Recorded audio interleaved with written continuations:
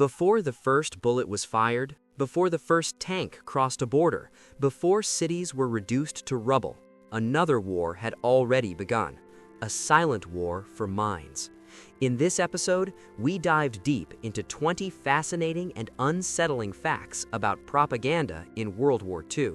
You will see how governments manipulated truth, how posters became weapons, how radio voices carried fear across continents, and how entire populations were mobilized not just by armies, but by carefully crafted words and images. This is not just a story about war on the battlefield.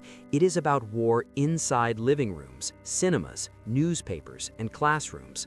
A war fought with ink, microphones, film reels, and ideology. It's great to have you here.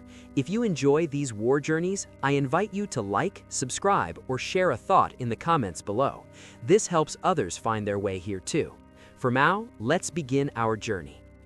When World War II erupted in 1939, every major power already understood one lesson from World War I. Controlling information meant controlling morale, and morale meant survival. Fact number 1.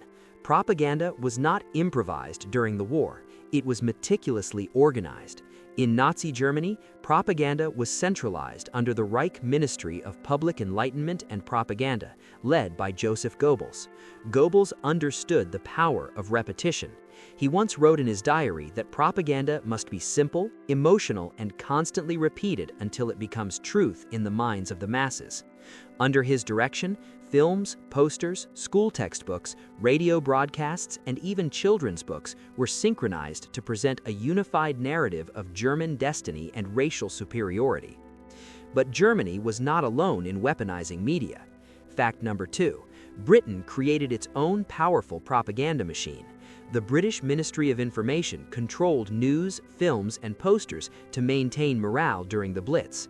When German bombs fell on London, British propaganda did not deny destruction, it reframed it. Images of civilians calmly drinking tea amid ruins reinforced the narrative of resilience.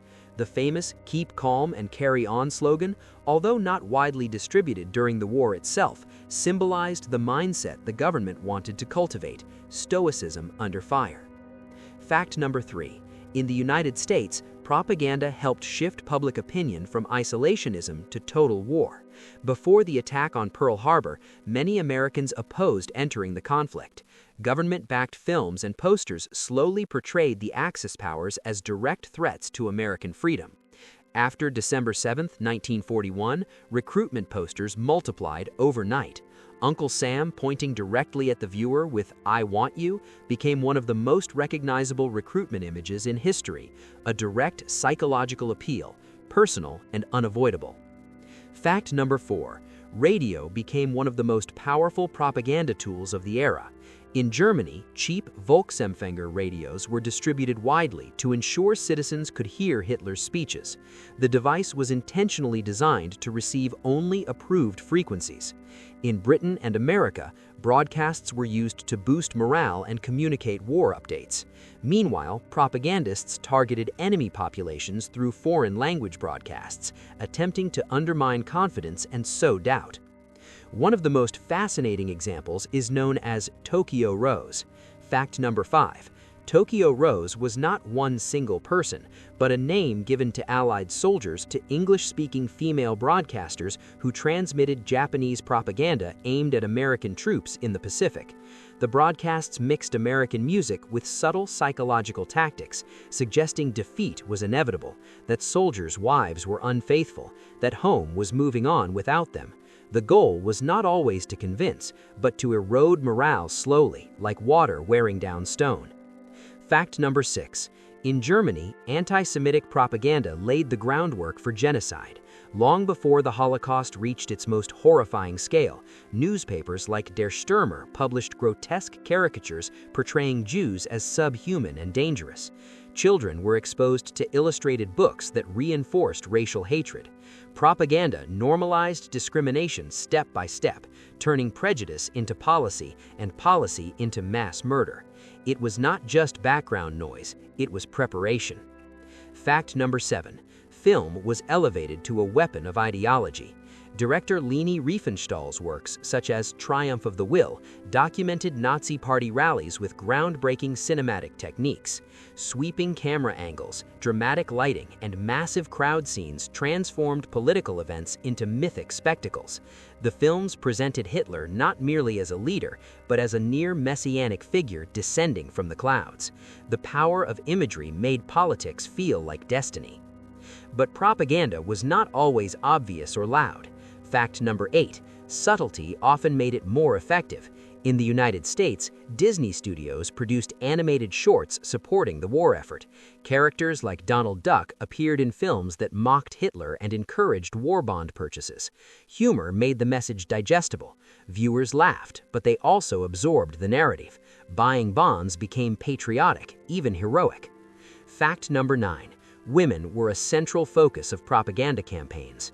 In America, Rosie the Riveter symbolized female industrial strength.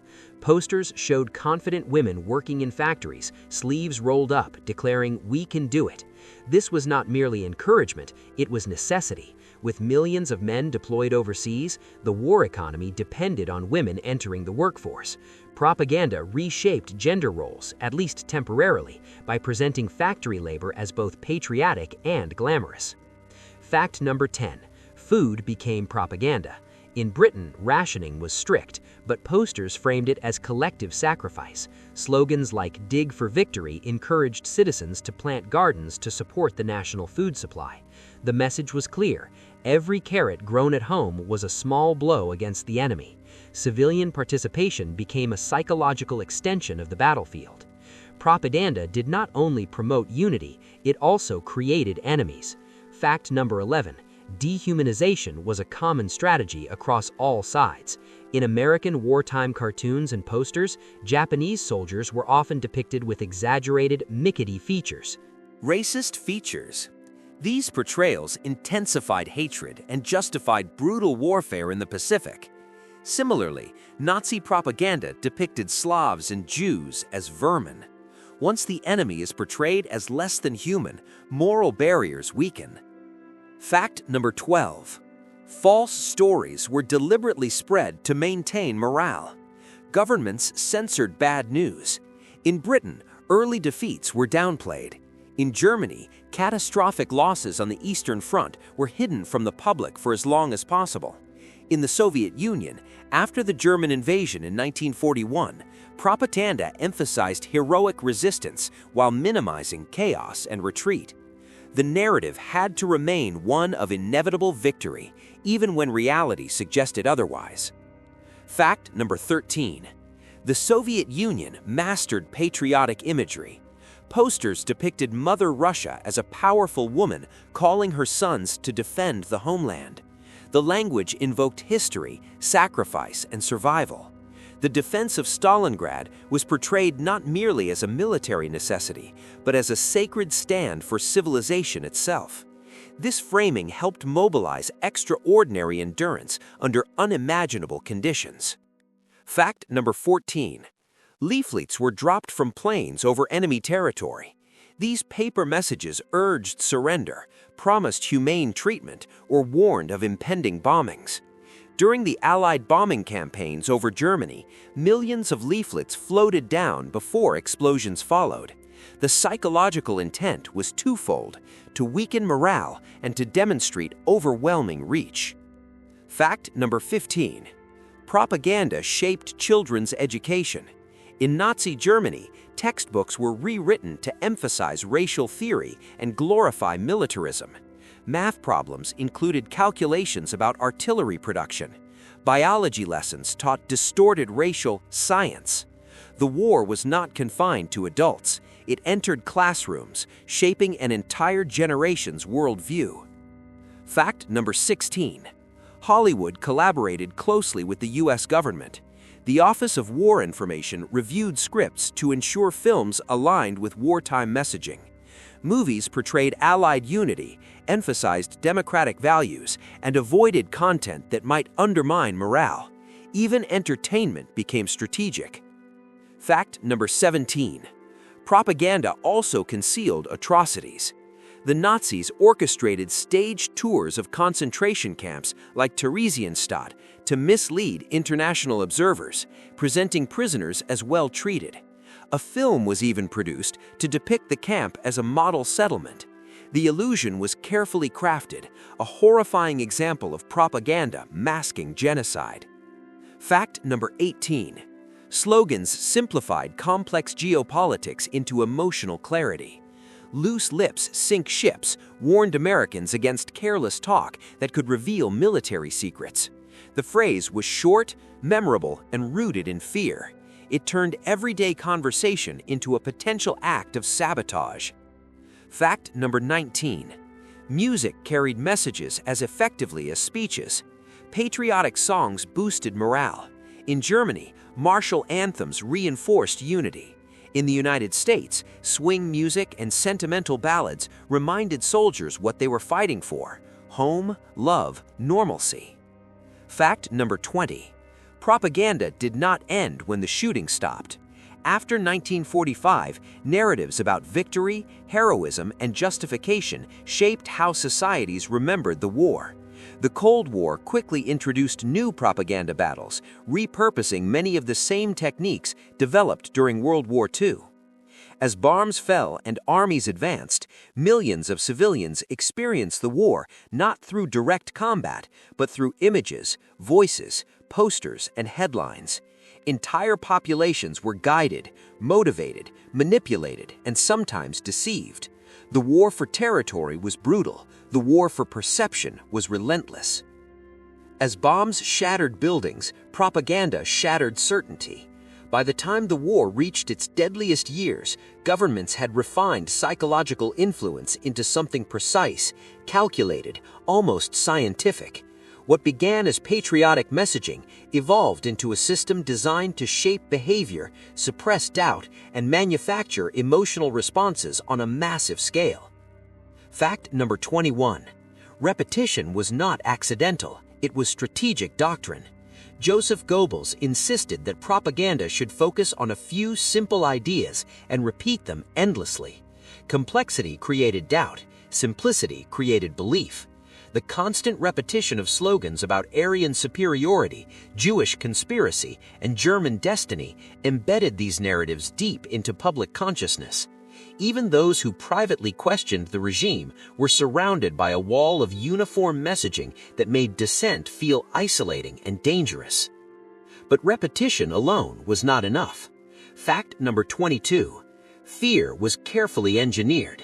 In Nazi Germany, films and newspapers frequently portrayed Bolshevism as an existential threat, a barbaric force that would destroy European civilization.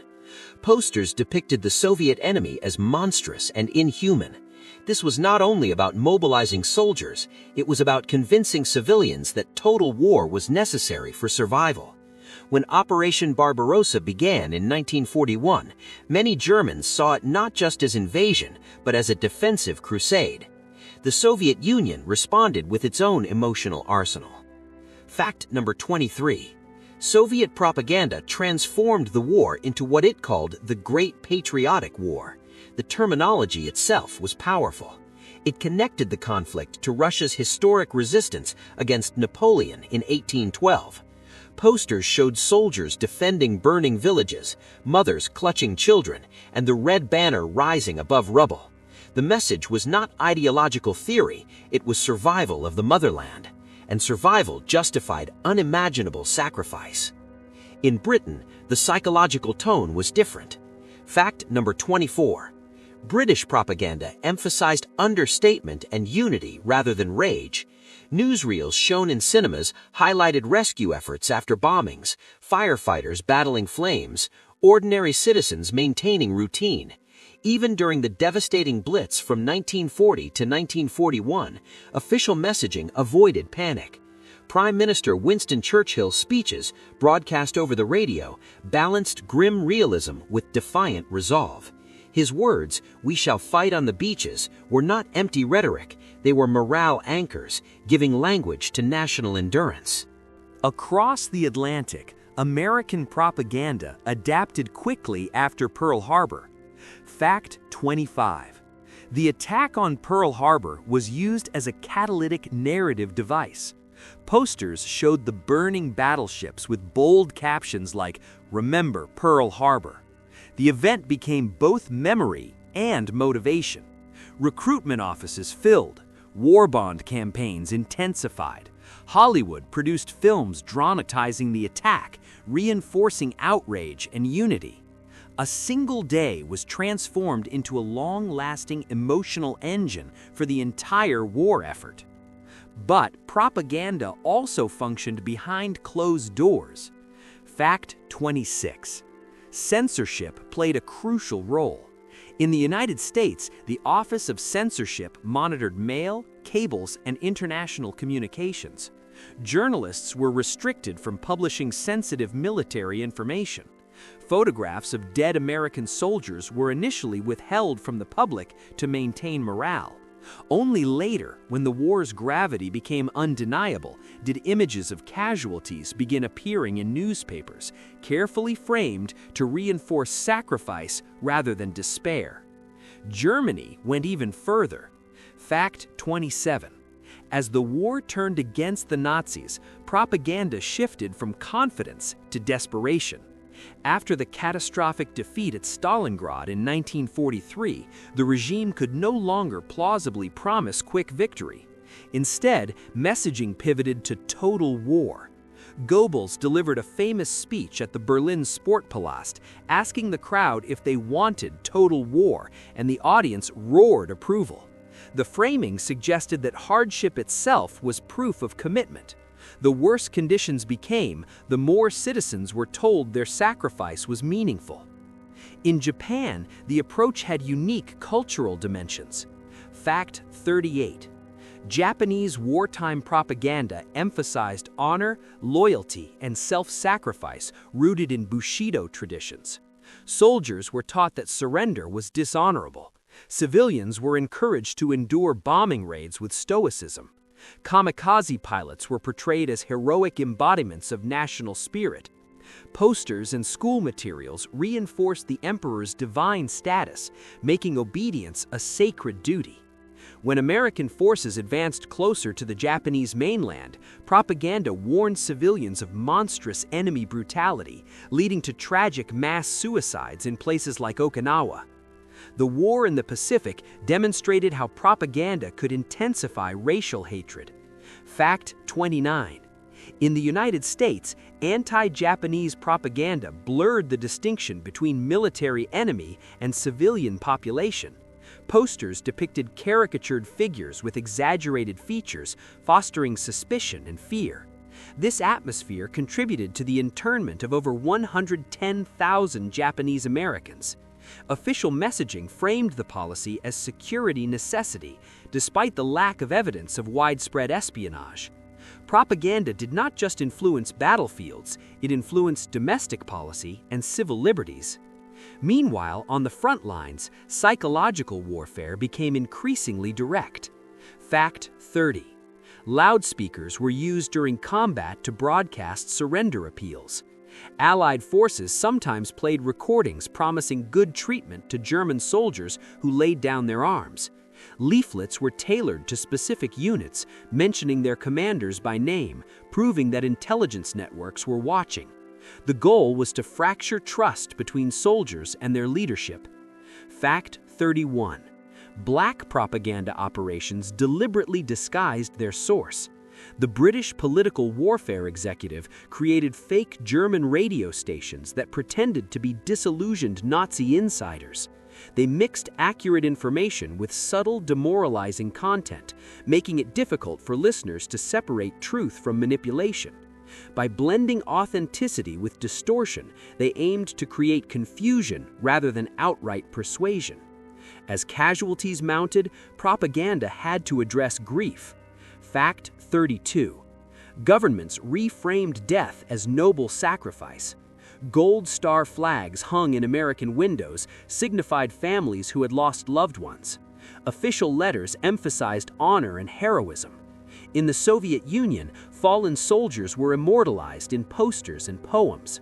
Grief was collectivized, transformed from private sorrow into national narrative. Yet propaganda also struggled with contradictions. Fact 33. Allied nations promoted freedom and democracy while enforcing strict racial segregation within their own militaries. African American soldiers fought in segregated units, even as propaganda declared the war a fight for liberty. The Double V campaign within Black American communities highlighted this hypocrisy: victory against fascism abroad and victory against racism at home. This internal tension revealed the limits of official messaging. Fact 34. Visual symbolism became shorthand for ideology. The swastika, the hammer and sickle, the Union Jack, and the American flag appeared everywhere, on uniforms, posters, armbands, and banners. Symbols condensed complex political systems into instantly recognizable emblems. Seeing them repeatedly strengthened emotional identification. Fact 35. Newsreels shown before films in cinemas were tightly controlled. For many civilians, these short documentaries were the primary visual window into the war. Victories were highlighted, defeats minimized. Editing shaped perception. A few minutes of carefully selected footage could define how millions understood distant battles. Fact 36.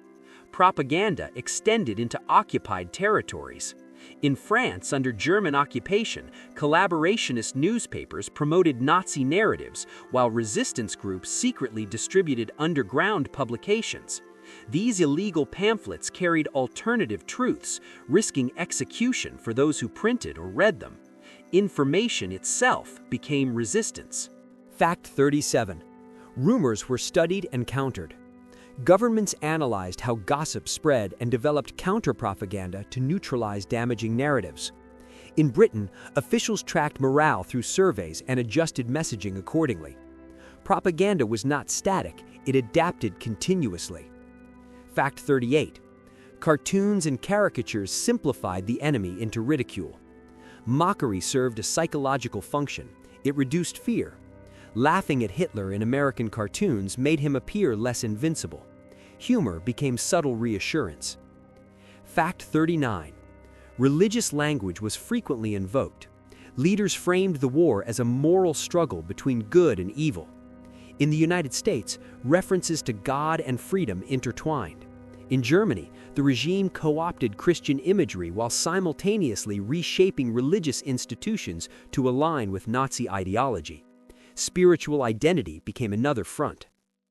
Fact 40. Even rumors of secret weapons were weaponized. Germany's promotion of wonder weapons like the V-2 rocket aimed to restore public confidence late in the war. Though technologically advanced, these weapons could not reverse Germany's strategic collapse. Still, propaganda portrayed them as signs that ultimate victory was near. By 1944 and 1945, cities lay in ruins from Warsaw to Tokyo. Yet even amid devastation, propaganda never stopped. It adapted, recalibrated, and persisted. Civilians clung to hope fed through radio broadcasts. Soldiers marched forward with slogans echoing in their minds. Children recited lessons shaped by ideology. The physical destruction of World War II was immense, but the psychological engineering, the shaping of belief, fear, pride, and hatred left scars just as deep. By the final years of World War II, propaganda had become more than persuasion, it was survival strategy. As Allied forces advanced into Europe in 1944, German propaganda increasingly relied on fear of revenge. Newspapers and radio broadcasts warned civilians that the Red Army would bring chaos, violence, and annihilation. Reports of atrocities, some real, some exaggerated, were amplified to convince Germans that surrender meant destruction. The regime framed continued resistance as the only barrier between civilization and catastrophe. This messaging had consequences. In East Prussia and other eastern regions, millions of civilians fled westward in one of the largest refugee crises in European history. Propaganda did not create the fear entirely.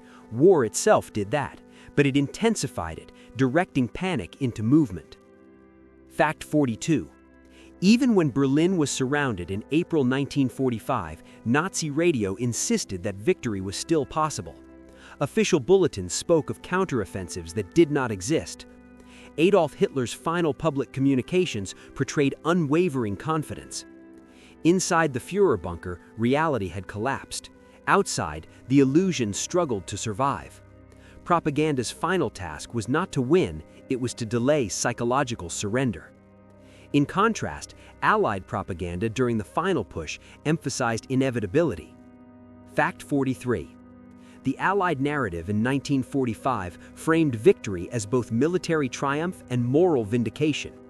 Newsreels showed liberated concentration camps, forcing civilians to confront the scale of Nazi crimes. Images from places like Buchenwald and Dachau were broadcast worldwide. The intention was clear: to eliminate denial before it could take root. Documentation became a weapon against future revisionism. But propaganda does not simply disappear when a war ends. Fact 44.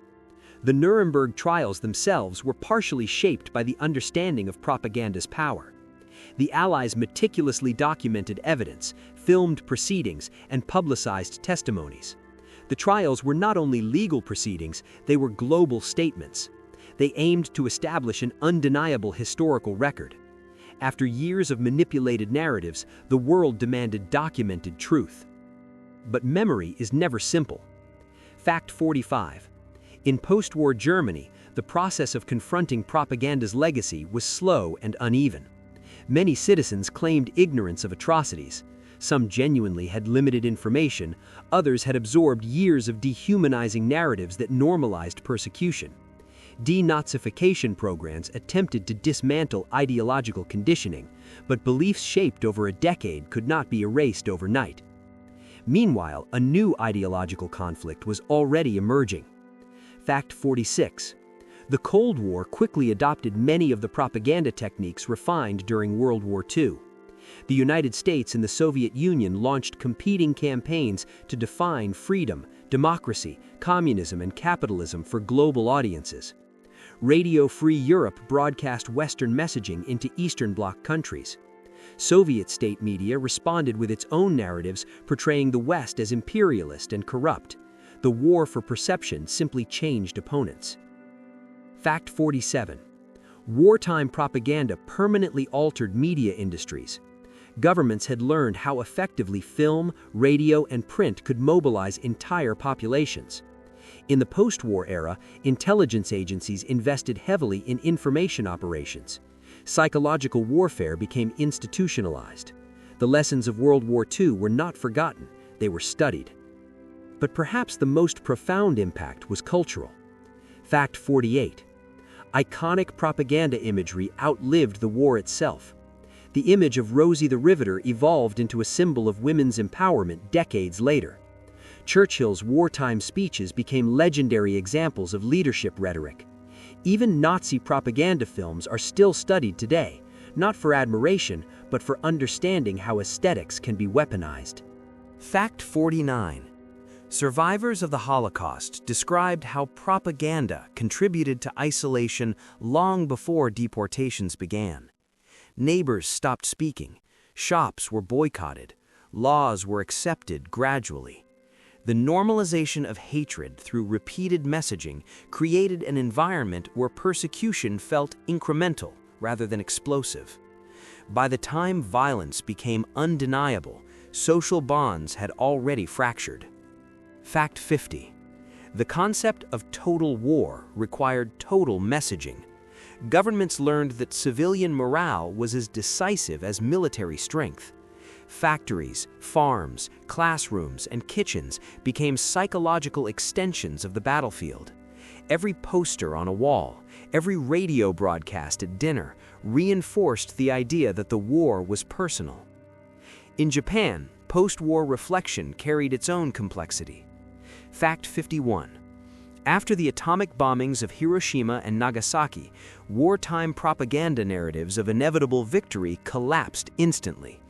Emperor Hirohito's radio announcement of surrender, the first time many Japanese citizens had heard his voice, marked a dramatic psychological shift. For years, he had been portrayed as divine. Now he spoke in human terms, acknowledging defeat. The shock was profound. Fact 52.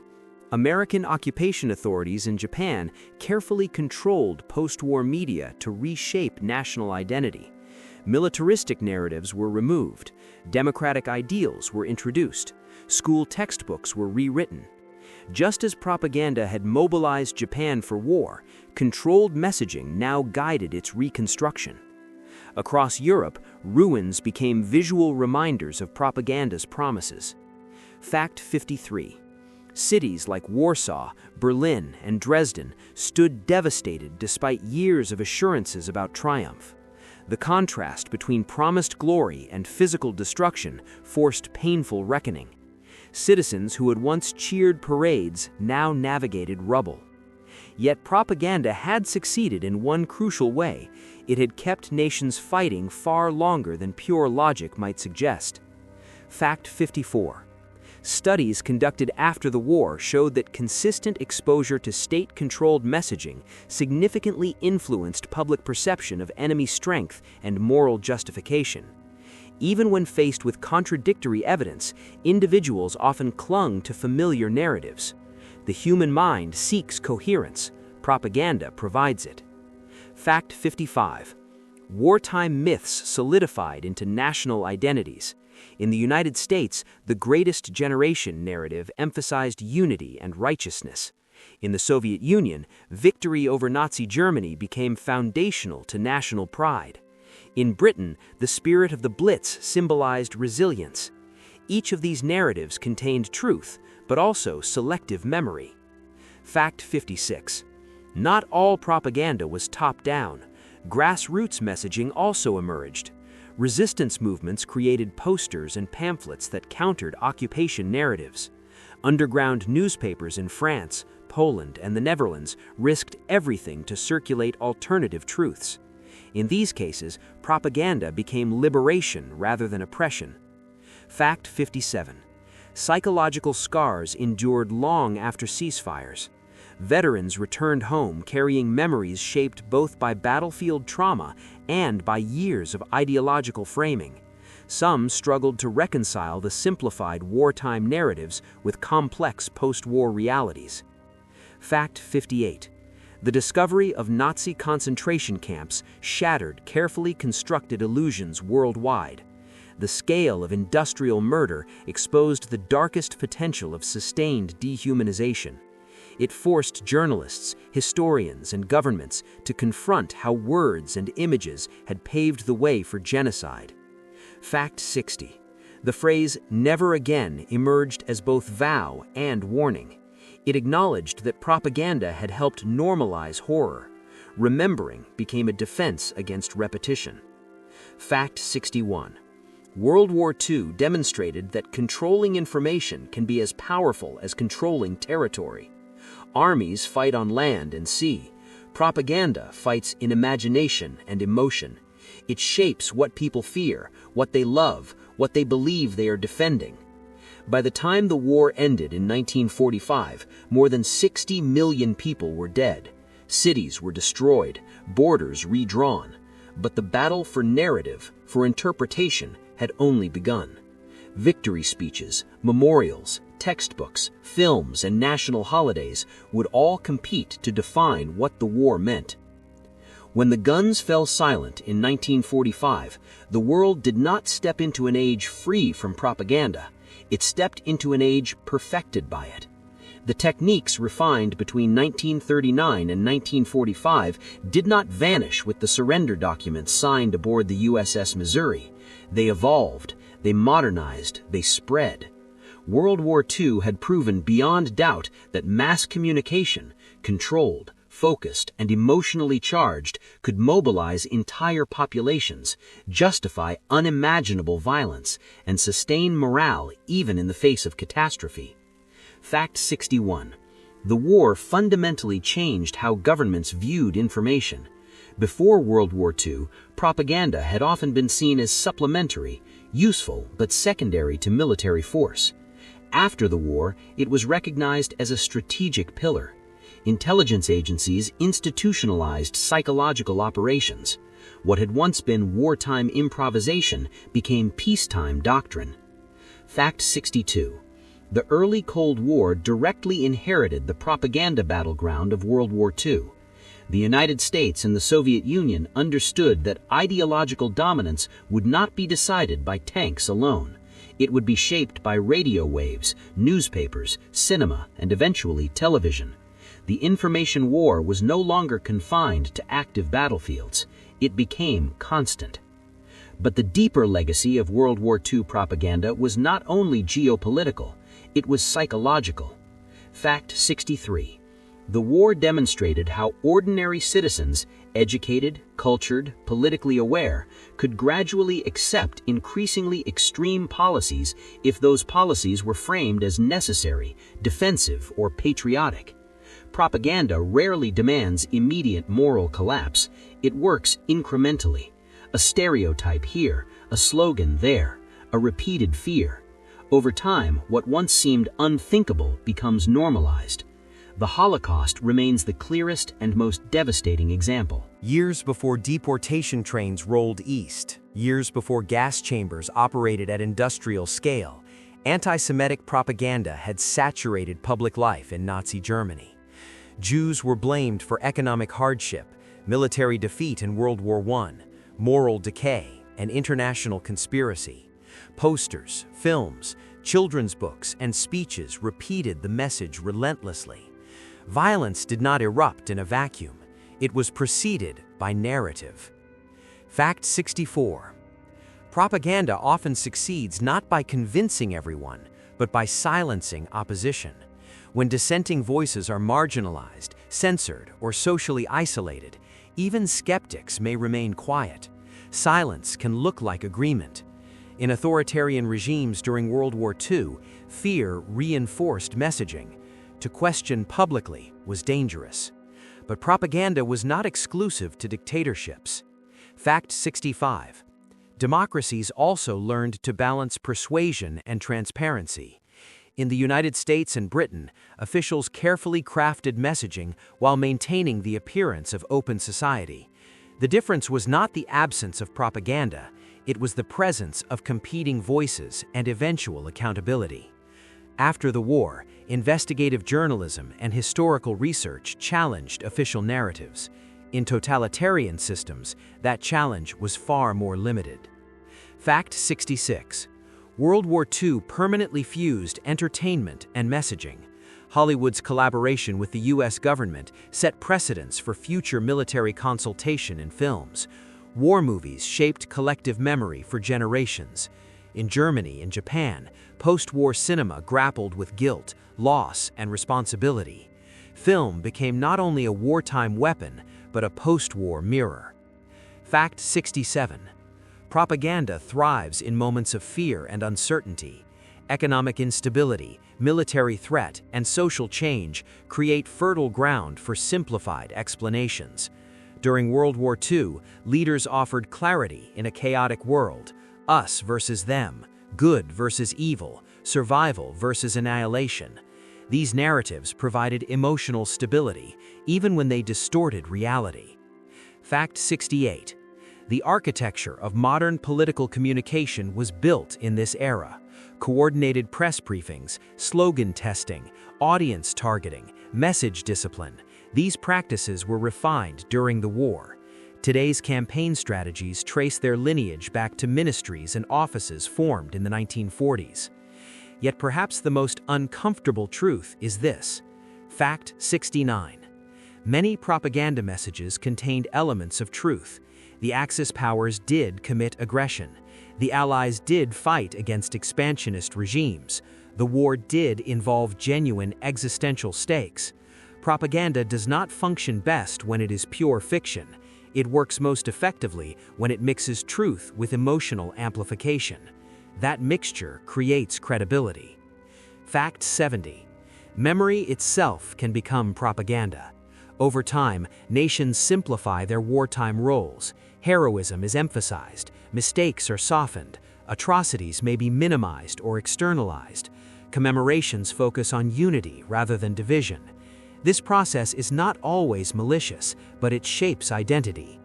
In the decades after 1945, monuments rose, memorial days were established, museums curated artifacts, survivors told their stories, historians uncovered documents, declassified archives revealed how carefully narratives had been constructed.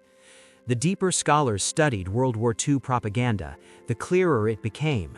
Information had been weaponized with astonishing sophistication. And yet, despite everything learned, the central mechanism remains unchanged. Appeal to emotion, repeat the message, simplify complexity, define the enemy, promise security. The battlefields may shift from radio to television, from print to digital screens, but the psychological blueprint is familiar. World War II was the first truly global media war. Civilians woke each morning to headlines that shaped their fears. They gathered around radios at night to hear voices that shaped their hopes. They walked past posters that shaped their identity. Entire generations lived inside constructed narratives that influenced how they understood sacrifice, loyalty, and humanity itself. Some propaganda inspired courage and unity, some fueled hatred and genocide. All of it demonstrated the immense power of storytelling in times of crisis. The most important lesson may not be about governments, but about vigilance, because propaganda does not announce itself as propaganda. It presents itself as truth, as necessity, as patriotism, as protection. During World War II, millions believed they were simply defending their homes, their families, their future. Many were, but the information they consumed shaped how they defined those concepts. 60 million lives were lost in that war. Among the ruins lay not only broken cities, but broken illusions. The world discovered how easily perception could be molded and how deadly that molding could become. If this documentary held your attention until the very end, comment the word truth below so I know you stayed with us through the entire story.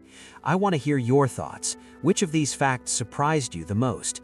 Did any of them change the way you see World War II? Don't forget to like this video and subscribe to the channel for more deep, immersive war documentaries. And keep watching. The next videos appearing on your screen will take you even further into the untold realities of history's greatest conflicts. Because history is not only fought on battlefields, it is fought in minds.